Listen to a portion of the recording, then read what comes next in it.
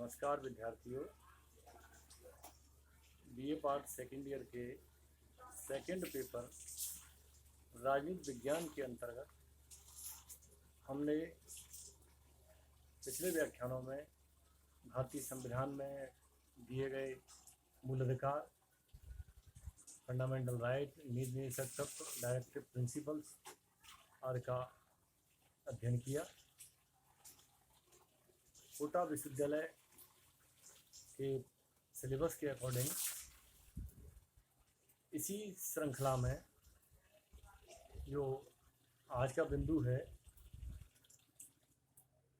कि भारतीय संविधान में संवैधानिक संशोधन की जो प्रक्रिया है, amendment process of Indian constitution, कि किस तरह से हम कानूनों का बदलाव करें, किस तरह से हम कानूनों को उसमें नए सिरे से जोड़ें और कौन सा अनुच्छेद किस बिंदु से या किस संदर्भ से संबंधित है।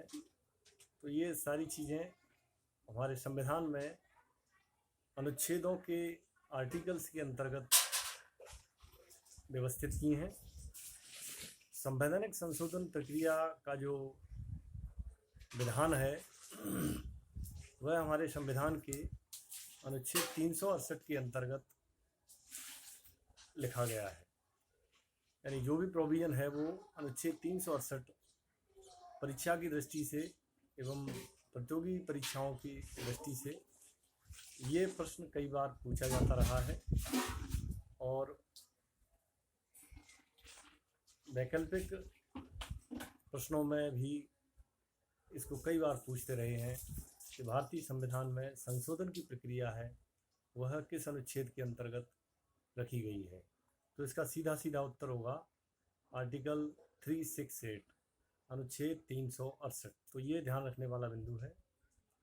भारत में संघात्मक शासन व्यवस्था को एडॉप्ट किया गया है, अपनाया गया है।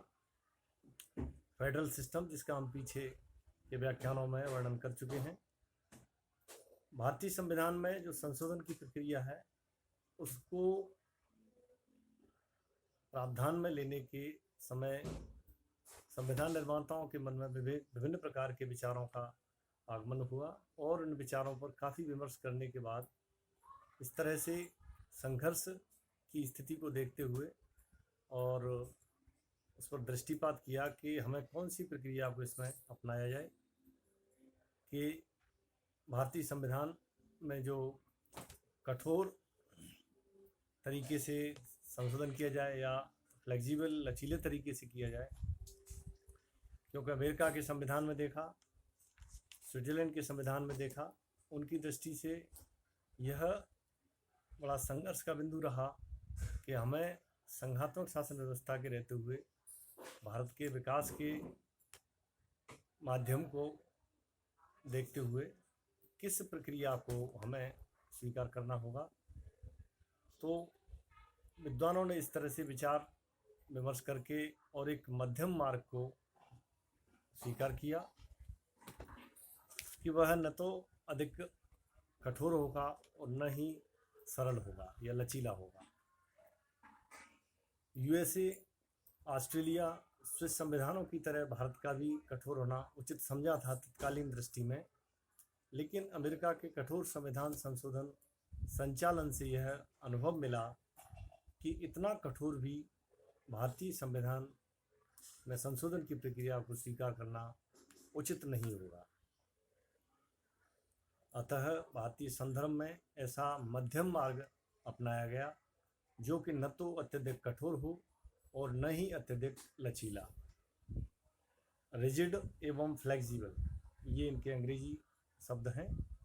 संविधान निर्माता ऐसा प्रलेख चाहते थे जो कि भारतीयों के जीवन विकास में मध्यम मार्गीय, मिडिल पाथ वाला होना चाहिए।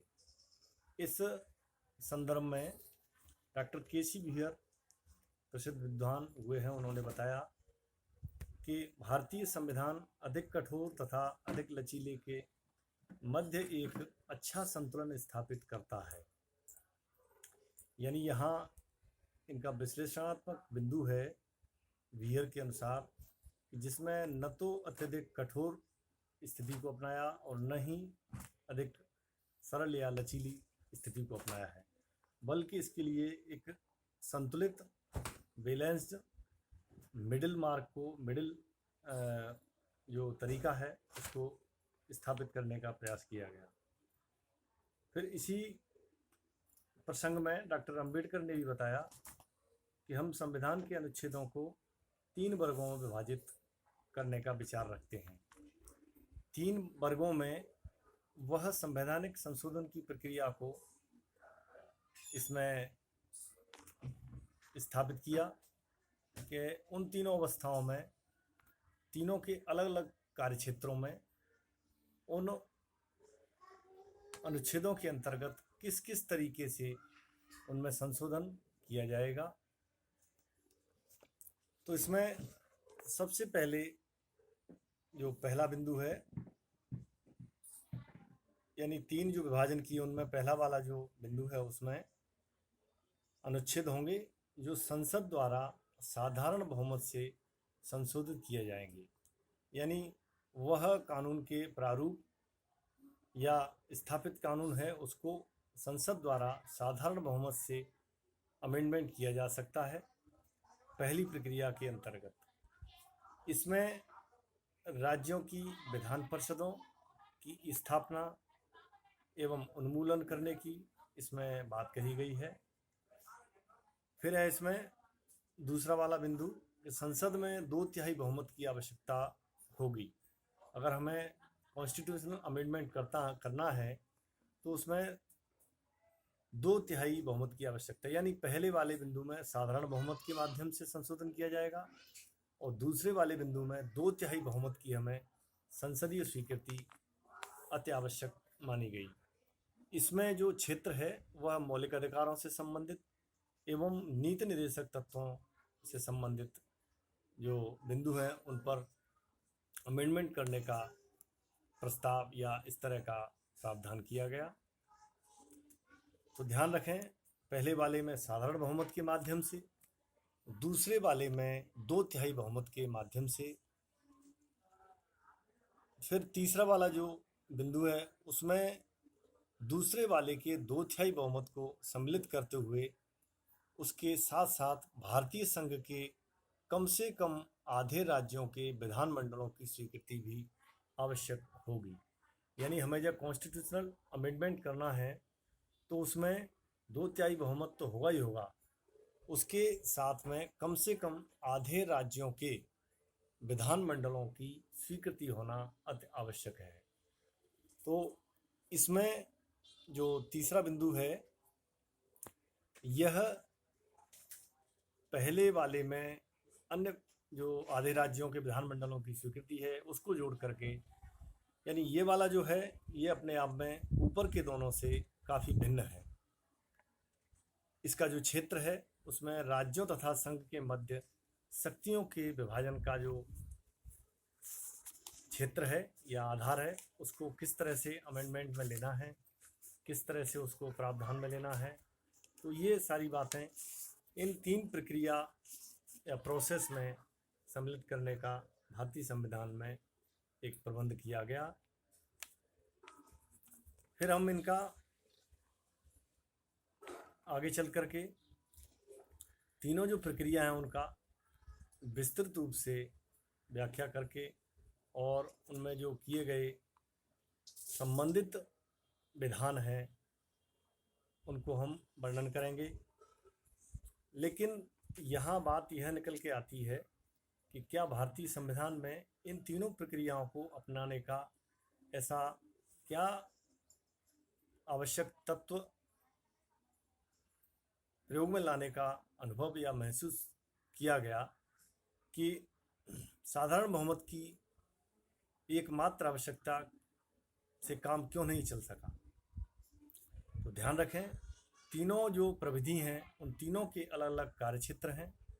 उन तीनों के कार्यक्षेत्रों के मद्देनज़र वो जो विधान 368 अनुच्छेद के अंतर्गत संशोधन करने का तरीका है वह पूरी तरह से विभिन्नीकृत है, वह पूरी तरह से विभेदीकृत है। तो ये ध्यान रखने वाला एक हमारे लिए बहुत ही महत्वपूर्ण बिंदु है। 368 वाला अनुच्छेद है वह भारतीय संविधान में संशोधन करने की शक्ति प्रदान करता है। इन तीनों का वर्णन हम अगले अध्याय में या अगले व्याख्यान में करेंगे क्रम से। तो विद्यार्थियों जुड़े रहें हमसे, और हमें यह पूरी तरह से आशा है और आपसे अपेक्षा भी करते हैं कि बीए द्वितीय वर्ष के जो विद्यार्थी हैं, भारतीय राज्य व्यवस्था का जो द्वितीय पेपर है वह अपने आप में ध्यान रखें। प्रायोगिक दृष्टि से, परीक्षाओं की दृष्टि से, जीवन की दृष्टि से हमेशा काम आने वाला पेपर है, क्योंकि हम भारत के हैं, भारतीय राज्य व्यवस्था है, उसका अध्ययन करना हमारे लिए अत्यंत आवश्यक मानना चाहिए और उसको प्रयोग में लेना हमारा परम कर्तव्य होना भी चाहिए। तो आज के लिए इतना ही।